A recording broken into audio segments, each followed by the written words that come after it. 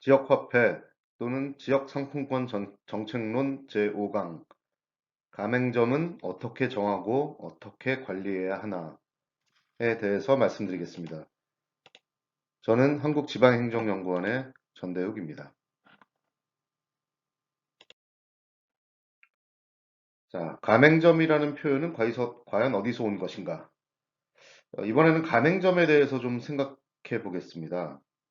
어, 가맹점이라는 표현은 사실 현금으로 거래하는 경우에는 뭐 그냥 물건이나 서비스를 팔고 현금을 받으면 되니까 뭐 굳이 어디에 가맹을 하거나 이럴 필요가 없죠. 근데 이 표현은 신용카드를 우리가 쓰면서 사실 우리에게 친숙해진 표현입니다. 즉 신용카드와 같이 현금이랑 다른 지불 수단을 사용하는 경우에는 돈을 받기 위해서 신용카드 회사들에게 통신망을 통해서 결제 승인을 요청해야 되고요. 이것을 위해서는 신용카드사들, 그리고 이들을 대행하는 부가통신망 사업자인 벤 사업자의 네트워크에 가맹점이라는 것으로 이제 가입을 해야 됩니다. 여기서 이제 이 가맹점이라는 용어가 나온 거죠. 지역화폐나 지역상품권에서 가맹점이라는 표현은 이제 동일하게 이제 고객들이 현금과 다른 지역화폐라는 결제 수단으로 뭔가 좀 원활히 지불하고 동시에 이렇게 받아서 수취한 이 지역 상품권의 형태의 결제 대금을 발행자로부터 현금으로 받을 수 있도록 발행자와 맺는 관계를 표현하는 매우 기능적인 표현으로 볼 수 있겠습니다. 자, 다만 우리는 지역 화폐에서 가맹점을 이렇게 기능적인 측면에서만 이해하는 것은 좀 곤란하고요. 왜냐하면 이것은 정책이죠. 그래서 지역화폐는 분명히 목적이 있는 정책이기 때문에 가맹점을 정책 수혜자라는 측면에서 바라보고 설계해야 됩니다. 즉, 지역화폐 정책의 목적이 단순히 지역 내에 거래를 활성화시키겠다, 뭐 이런 것이라면 지역 내에 있는 모든 사업자들을 가급적 가맹점으로 받아들일 필요가 있죠. 이렇게 해야지만 지역 내 거래가 극대화되는 거고요.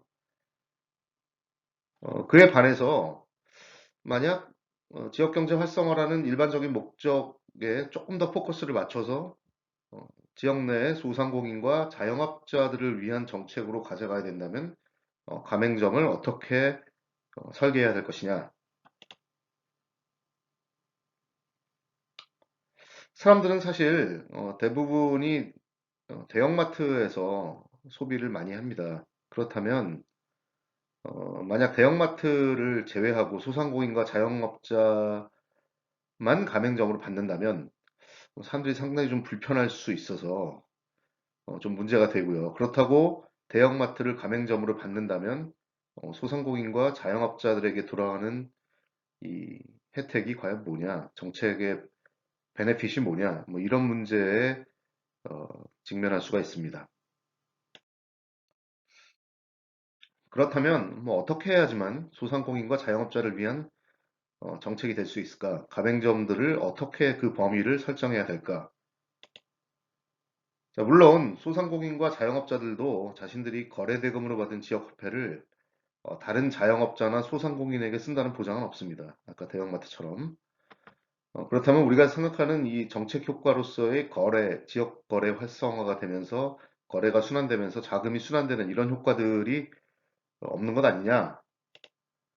뭐 그래도 본사가 외지에 있기 때문에 사실상 거기서 대형마트 같은 데서 돈을 써도 거기서 쓰는 돈은 다 지역 외로 빠져나간다고 볼 수 있는데 그런 경우보다는 최대한 그래도 좀 최소한 소상공인과 자영업자들로 한정하는 것이 좀 더 낫지 않냐 뭐 이런 의견이 있는데 사실 뭐 일리가 있죠. 왜냐하면 소상공인과 자영업자로 만약 가맹점을 제한하면 최소한 돈의 역의 유출을 방지할 수 있고 또한 이들에게 직접적인 혜택을 줄 수가 있습니다.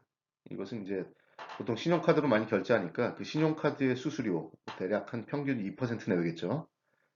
이것에 대해서 회피가 가능하다. 그래서 어떻게 보면은 좀 어, 지역 화폐를 단지 신용카드 수수료를 위한 결세 수단이라는 아주 그냥 1차적인 효과의 측면에서 본다면 소상공인과 자영업자들로 이거를 제한하는 것도 가맹점을 제한하는 것도 상당히 일리가 있는 얘기라고 볼 수 있겠습니다. 아, 근데 이제 문제는 어, 대기업에서 운영하는 대형마트도 있지만 사실상 이제 농산어촌 같은 데서는 특히 이 대기업의 대형마트보다는 이쪽은 사람이 없으니까 대기업이 잘 안 들어가려고 그러죠. 그렇죠? 지방 중도시까지는 들어가는데 소도시는 잘 안 들어가는 경향이 있는데 반면에 이제 그쪽 지역에서는 농협 하나로마트 같은 식의 농축수협의 대형마트들이나 아니면 농협에서 운영하는 주유소나 뭐 장례식장 같은 이런 대규모 업장들이 있습니다. 그래서 이런 업장들을 그냥 우리가 대형마트라고 일방적으로 제외하기도 좀 뭐한 측면이 있죠. 그리고 사실상 주민들은 이런 곳이 아니면은 양질의 공산품을 값싸게 구입하기 어렵거나 또 실제로 거기서 일하시는 주민들이 모두 거기서 일하시는 직원들이 모두 주민들이기 때문에 뭐 이런 업장들을 아예 또 제껴놓고 지역 경제 활성화를 또 생각하는 것도 다소 문제가 있습니다. 따라서 이제 가맹점으로 뭐 받기도 뭐하고 안 받기도 뭐하고 하는 상황인데 지금 제가 농산어촌을 이제 예로 말씀을 드렸는데 사실 대도시도 똑같습니다. 대도시도 대기업에서 운영하는 대형마트라고 하더라도 역시 지역 주민에 대한 고용도 있고요. 뭐 아닌 경우도 많지만 그래서 대도시도 사실 사용자 측면에서는 이 대형마트를 빼면 굉장히 쓰는데 불편한 이런 현실이죠. 그래서 이제 무조건 제한하는 것보다는 지역 실적에 맞게 적절하게 대형마트들을 우리가 넣을 필요도 있는데 뭐 예컨대 뭐 대형마트를 빼는 경우에 주민들이 굉장히 불편해하거나 그 지역 화폐가 쓸 데가 없어서 차라리 유통이 잘 안 돼서 사장되는 것보다는 차라리 정책 효과는 약간 미지수라고 하더라도 대형마트를 받는 것이 더 나을 수도 있지요.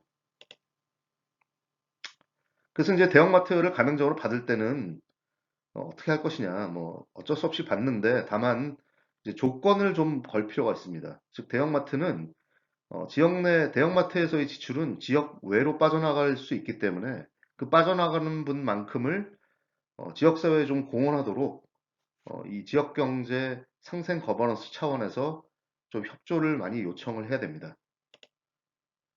그래서 이제 가맹점으로 받는 대신에 뭐 예를 들자면 뭐 주민을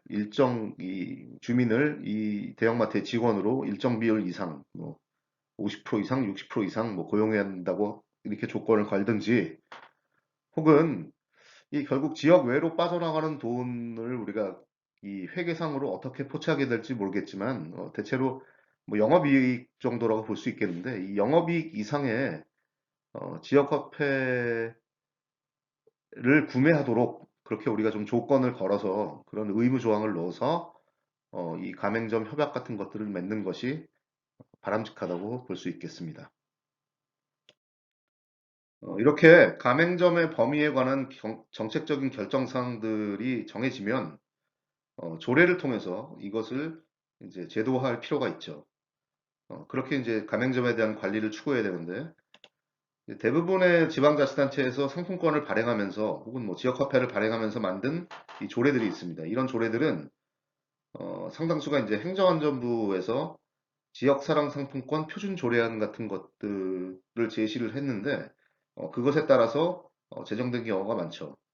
그래서 표준 조례안이나 아니면 각 지역에서 만든 조례들을 보면은 대체로 가맹점 조항들이 존재하고 그 조항에서 가맹점이 될 수 있느냐 없느냐 이런 이제 범위들을 규정하는 조항들이 있습니다.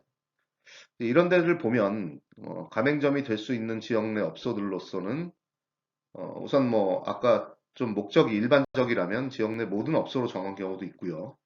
특히 이제 낙후 지역 같은 데들이 이런 경우들이 많고 또는 이제 소상공인의 혹은 뭐 자영업자의 주요 업종이라고 할 수 있는 음식 숙박업, 뭐 소매업, 도소매업, 뭐 서비스업, 운송업 뭐 이런 것들을 이제 구체적으로 업종을 규정한 경우도 있습니다. 이제 여기서 재밌는 건 노점인데요. 이제 노점 같은 경우에는 이제 사업자 등록증이 없는 경우들도 종종 있죠. 그래서 노점을 이제 어떻게 확인할 것이냐, 뭐 이런 문제도 있는데 어쨌든 이제 노점 역시 이 중요한 이제 소상공인이나 자영업자라고 볼 수 있기 때문에 노점까지도 포함하는 이런 규정들이 종종 있습니다.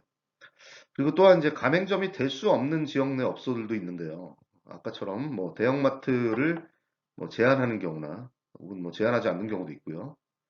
뭐 이런 것 외에도 이 지역 화폐 정책과 그 목적과 관련이 적은 이제 업소들이 있습니다. 아무리 자영업자나 소상공인이라고 하더라도 이런 관련이 적은 업소들, 예를 들면은 뭐 유흥업소라든가 아니면 뭐 도박장과 같은 이런 사행산업에 관련된 업소들, 복권 판매 업소들 이런 데들은 이제 가맹점이 될 수 없는 경우로 지정하는 경우도 많이 있습니다. 그리고 이제 가맹점들의 범위가 결정돼서 이제 어떤 업종들을 가맹점으로 받겠다 이것이 결정되면 그렇게 이제 가맹점들의 가맹을 받아서 그것을 하나 이제 등록 제도로 운영하는 이런 관리 제도가 필요합니다.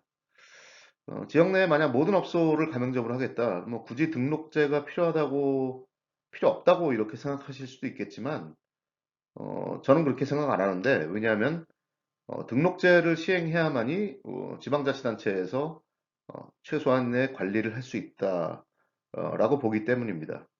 이제 예컨대 가맹점들이 이제 어떤 반칙을 했다. 좀 이따 말씀드리겠지만 뭐 깡을 뭐 열심히 했다. 뭐 이런 경우에 그 가맹점들을 규제하거나 어떤 페널티를 줄 수 있는 방법이 사실상 조례상으로는 좀 없습니다. 그러기 위해선 상위법이 필요하고요.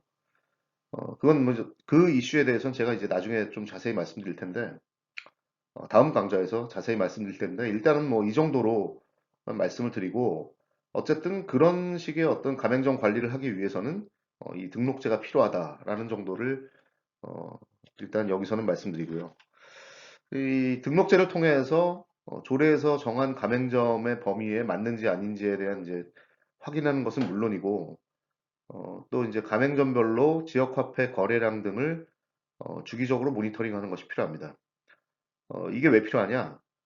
당연히 이 모니터링을 해야 정책 관리도 가능할 뿐더러, 그 다음에 이제 무엇보다도 아까 말씀드린 다른 비슷한 업종의 다른 업소들에 비해서 유난히 여기만 좀 지역화폐 거래량이 많이 늘어났다. 뭐 이런 경우에는 이제 조직적으로 깡을 한다고 우리가 이제 볼 수 있어서 이제 그런 경우에 현장 실사나 지도 점검을 통해서 관련 사실을 확인하고 뭐 이렇게 반칙을 하는 경우가 확인되면 이제 등록을 취소한다든가 하는 방법으로 이제 우리가 등록제를 주로 운용을 하죠. 참고로 이제 그 주기가 얼마냐? 뭐 여기서는 1개월 혹은 1주단 이렇게 써놨는데요. 지류 상품권인 경우에는 뭐 이 판매 및 환전 대행 기관과 좀 협의를 해서 뭐 통상적으로 1개월도 많이 하는데 뭐 분기별로 하는 경우도 많이 있고요. 그 사실은 이제 모바일 상품권으로 돌아가면은 뭐 언제든지 필요하면은 발행기관에서 그거를 갖다 조회할 수 있는 뭐 이런 시스템으로 가야겠죠. 그래서 그 주기가 더 짧아질 수 있는데 어쨌든 이 가맹점들을 결국 우리가 사용자를 사실 컨트롤하기는 쉽지 않습니다. 물론 깡을 방지하기 위해서 사용자 측면에서의 어떤 규제 방법도 존재하지만 일단은 우리가 가맹점 중심으로 일단 규제가 들어가고요. 그래서 이제 가맹점의 관리를 위한 등록제가 필요하다라고 이제 말씀을 할 수 있겠습니다. 그리고 참고로 이제 등록 신청은 조례나 아니면 뭐 조례 하위 규칙인 뭐 규칙 등에서 정한 그런 가맹 신청서 서식에 따라서 이제 가맹 신청서를 제출함으로써 이제 등록을 받는데요. 뭐 이 경우에 이제 막 조례상에 뭐 업종 범위가 제한돼 있거나 이러면은 사업자 등록증을 같이 제출을 뭐 하는 것은 당연하고요. 아까 말씀드린 대로 노점 상고 같은 경우에는 뭐 사업자 등록증이 없을 수가 있는데 이 경우에는 어떡하냐? 뭐 주민등록등본으로 일반적으로 확인을 하는데 노점상도 상인회에 가입을 안 한 불법 노점상들이 많지만 상인회에 가입한 경우에는 뭐 상인회로부터 어떤 확인증 같은 걸 첨부해서 이제 확인하는 경우도 있습니다.